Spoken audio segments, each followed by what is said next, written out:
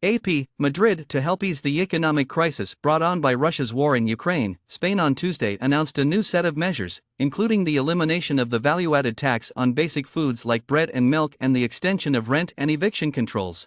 In a speech at the conclusion of the year, Prime Minister Pedro Sanchez announced the measures. The administration also announced that it would reduce the 10% VAT on pasta and cooking oil to 5%. The tax breaks did not apply to fish or meat goods.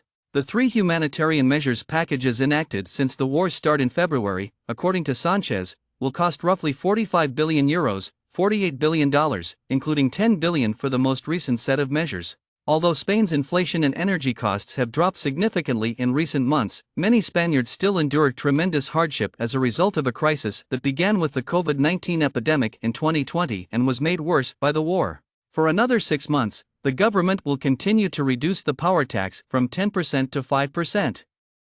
Additionally, it will continue to provide people making less than €27,000 annually a fresh check for €200. He stated that 4.2 million homes would profit from the check. For the entirety of 2023, the government also maintained free short-distance and commuter train travel for frequent users. It expanded the package by including mid-distance urban bus travel. Additionally, fuel discounts for truck drivers were to continue. The actions will go into effect on January 1.